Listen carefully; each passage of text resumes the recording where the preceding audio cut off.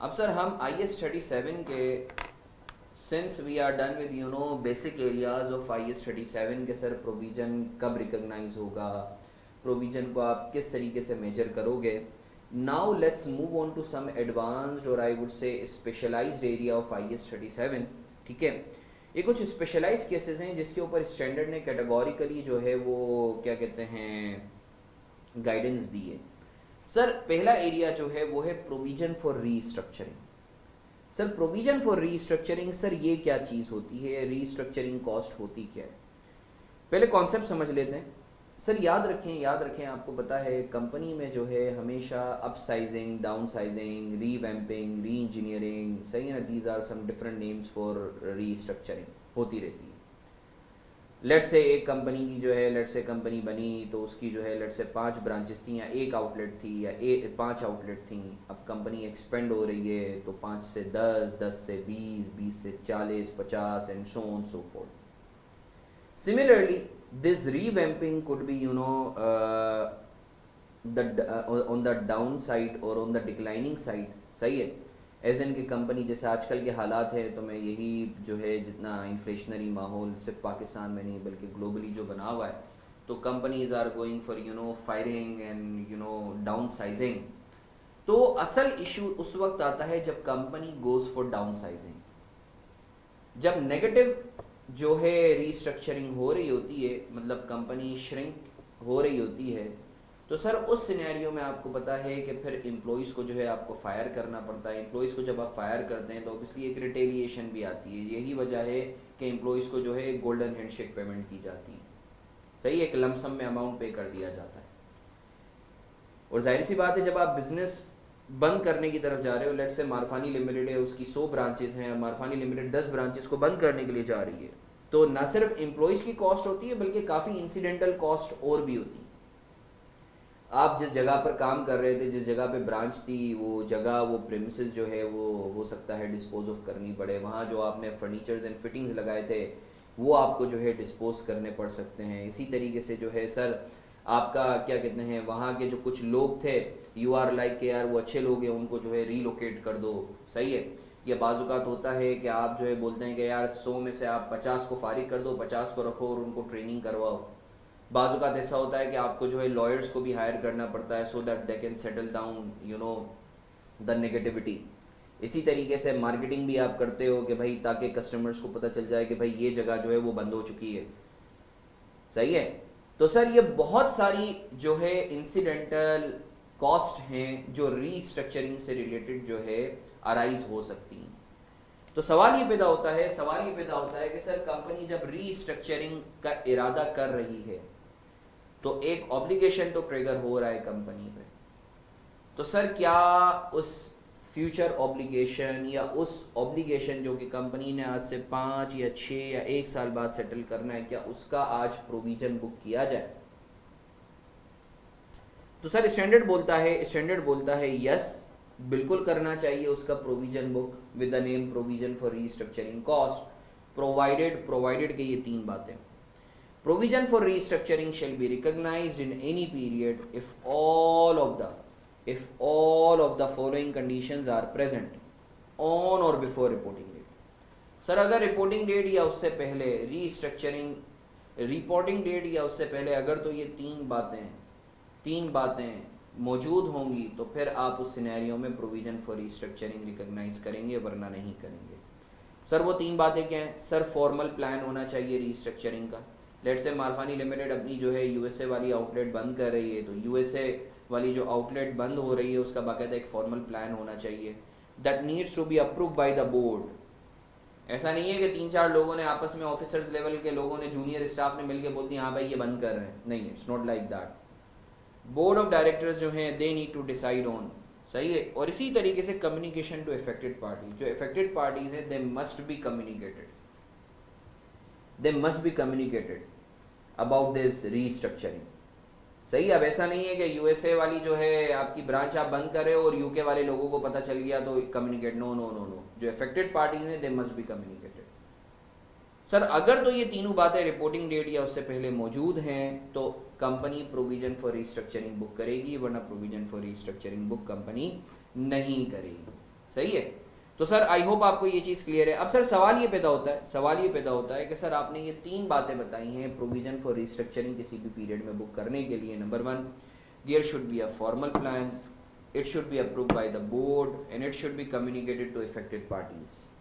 अब सर आप ये बताएं कि अगर इन तीनों में से कोई एक बात भी पूरी नहीं है रिपोर्टिंग डेट पर और subsequent to the reporting date पूरी हो रही है एज अ पीआरडी, तो सर क्या वो एडजस्टिंग इवेंट होगा या नॉन एडजस्टिंग इवेंट होगा? तो सर याद रखें, if any condition is not present on or before the reporting date and arises as PRD, तो it shall be taken as non adjusting event. It shall be taken as non adjusting event, मतलब आप disclose करेंगे और वो भी करने की ज़रूरत नहीं है अगर, तो ये इमटीरियल है। सर एग्जाम्पल कर लेते हैं, इससे आपको क्लैरिटी आ जाएगी।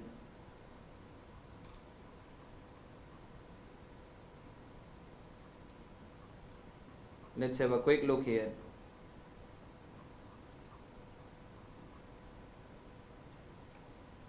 Example 1.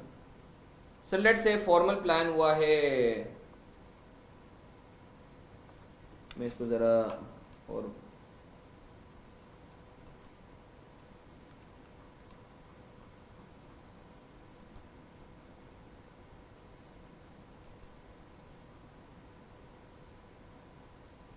So let's say formal plan हुआ है 21 दिसंबर 2012 को, सही है। बोर्ड का अप्रूवल हुआ है से 25 दिसंबर 2012 को। अफेक्टेड पार्टीज को कम्युनिकेट हुआ है से 28 दिसंबर 2012 को। मुझे बताएं सर 31 दिसंबर पर क्या मैं प्रोविज़न बुक करूं? जी सर बिल्कुल आप बुक करें, अच्छा सर ये जो रीस्ट्रक्चरिंग है ये फ़ौरन नहीं हो रही, ऑब्वियसली ये अभी आज से कुछ टाइम बाद होनी है। जैसे इधर मैंने लिखा हुआ भी है कि भाई रीस्ट्रक्चरिंग जो है 8 जुलाई 2013 को होगी, सही है, और एस्टिमेटेड कॉस्ट 10 मिलियन है। जाहिर सी बात है आप प्रोविजन हमेशा फ्यूचर का करते हो, जो चीज़ हो गई वो तो इंकर्ड है ना, ठीक है सर। तो सर आप 31 दिसंबर पे प्रोविजन बुक करेंगे? जी सर बिल्कुल आप 31 दिसंबर पर जो है प्रोविजन बुक करेंगे, restructuring expense debit, provision for restructuring cost 10 million से क्रेडिट। मैं उम्मीद करता हूं सर आपको क्लैरिटी है कि किसी भी पीरियड में provision for restructuring shall be recognised when all of the 3 conditions are present on or before the reporting date. There should be formal plan, the same is to be approved by the board and it should have been communicated to the affected parties before the reporting date. If any of the condition is missing on or before the reporting date and arises as a PRDE, it shall be taken as non-adjusting event. And non-adjusting event means you have to disclose that unless it is immaterial. Sir example 2 करते हैं, let's have a quick look here. Now your concept would be further strengthen with regard to this. 20 दिसंबर को formal plan for restructuring हुआ, 25 दिसंबर को board ने approval दे दी, reporting date आ गई 31 दिसंबर पर। क्या किया होगा 31 दिसंबर पर? सर क्या किया होगा 31 दिसंबर पर? कुछ भी नहीं किया होगा, because there is no fulfilment of third condition. अब sir post reporting BOD date से पहले और रिपोर्टिंग डेट के बाद means post reporting date event के तौर पे लेट्स से 15 जनवरी 2013 को अफेक्टेड पार्टीज को कम्युनिकेट कर दिया कि भाई हम बंद करने के लिए जा रहे हैं।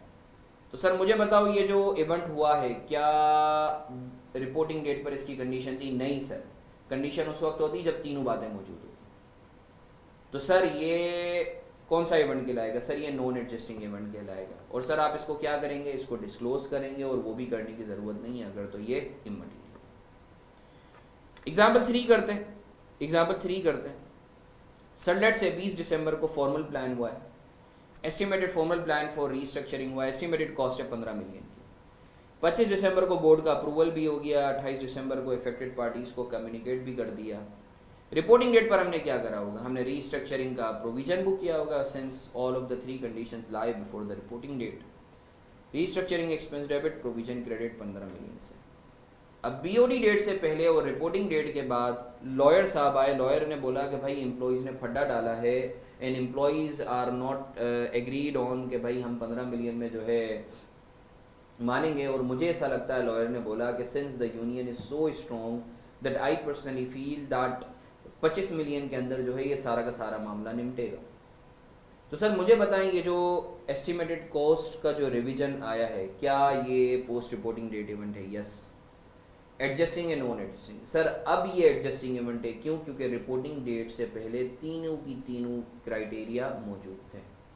How you are gonna adjust? IAS 37 बोलता है कि provision needs to be the best estimate, जो कि आपको पे करना है। इस सिनेरियो में you are to pay like 25 million, you have already booked the provision of 15 million on the reporting date, so you are to increase your provision by rupees 10 million। तो sir मैं उम्मीद करता हूँ आपको क्लैरिटी, मैं उम्मीद करता हूँ सर आपको क्लैरिटी है। हमने सर रीस्ट्रक्चरिंग कॉस्ट के प्रोविजन के हवाले से देखा कि उसे कब रिकॉग्नाइज करना है, और अगर वो as a PRD arise होता है, so how we are to treat that post reporting date event, whether as an adjusting event or non adjusting event. अब सर इसका लास्ट एरिया जिस पे हम बात करेंगे, this is measurement of restructuring, कि sir provision for restructuring cost को आप किस वैल्यू पर मेजर करेंगे।